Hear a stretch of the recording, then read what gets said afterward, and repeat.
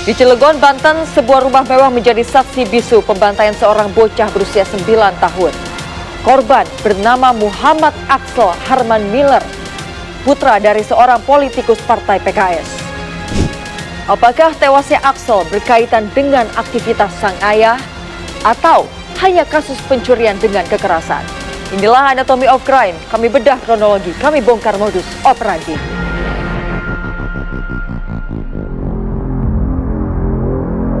Tragedi ini terjadi pada pertengahan Desember 2025.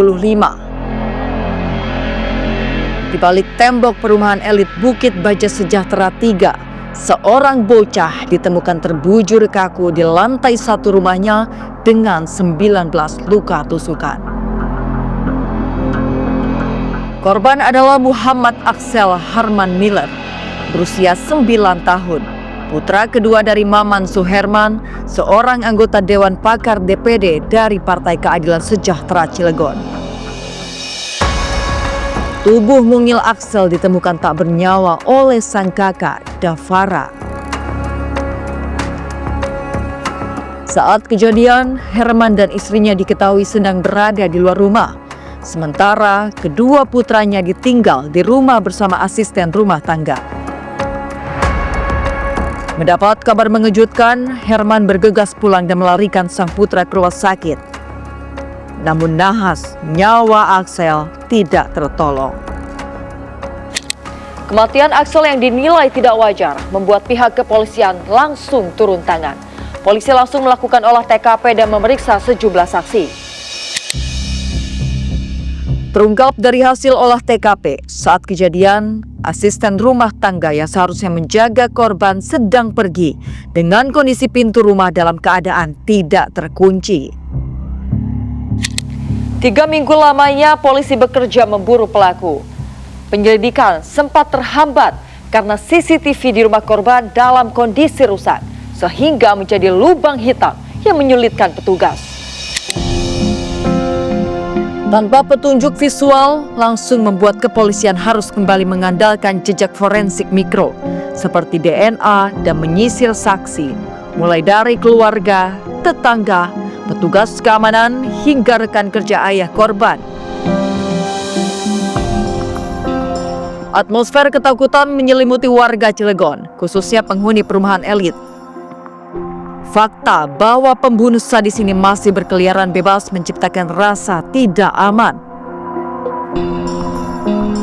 Media massa terus memantau perkembangan kasus dengan tajuk utama yang mempertanyakan kinerja polisi dalam mengungkap kasus yang menimpa keluarga politisi. Hingga akhirnya pada 2 Januari 2026 tersiar kabar polisi menangkap pelaku pembunuhan Axel. Pelaku berinisial HA tertangkap tangan saat beraksi melakukan pencurian di rumah elit milik seorang mantan anggota DPRD Cilegon. Penangkapan berlangsung dramatis. HA yang terkepung nekat bersembunyi di kolong mobil demi menghindari amukan massa. Lantas bagaimana polisi yakin bahwa pencuri di rumah mantan anggota DPRD ini adalah pembunuh Axel? Polisi menghubungkan titik kriminal dan melakukan interogasi mendalam dan penggeledahan terhadap HA. Dari tangan pelaku, polisi menemukan alat las atau pemanas gembok, sebuah alat khusus yang hanya dimiliki oleh pelaku kriminal spesialis pembobol brankas rumah mewah. Dari pemeriksaan antara modus operandi HA dan lokasi geografis, polisi juga menemukan kesesuaian dengan kasus pembunuhan Axel. Selain itu, polisi turut mengamankan perhiasan hasil curian yang disembunyikan pelaku di bawah pot bunga rumahnya. Terungkap bahwa rumah tersebut sebenarnya sudah pernah dibobol HA pada akhir Desember lalu. Kedatangannya kembali untuk mengambil berangkas yang berujung pada penangkapan. Siapakah Heru Anggara? Inilah fakta yang membuat publik tercengang. Pelaku bukan pengangguran. Ia adalah karyawan tetap di sebuah perusahaan ternama dengan gaji tinggi. Ia juga diketahui sudah memiliki rumah. Menurut penyelidikan, motif pembunuhan ini sepenuhnya berakar pada tekanan ekonomi.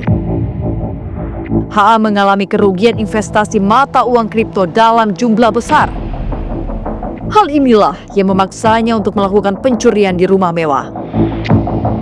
Bahkan, pelaku diketahui kerap menggunakan jasa pinjaman online untuk memenuhi kebutuhan hidupnya.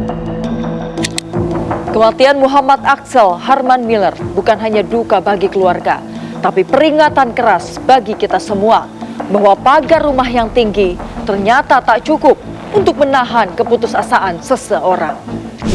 Kelalaian kecil seperti pintu tak terkunci bisa menjadi celah fatal bagi masuknya tragedi. Proses hukum masih berjalan, semoga keadilan bisa ditegakkan untuk membayar lunas nyawa seorang anak yang dirampas dengan paksa.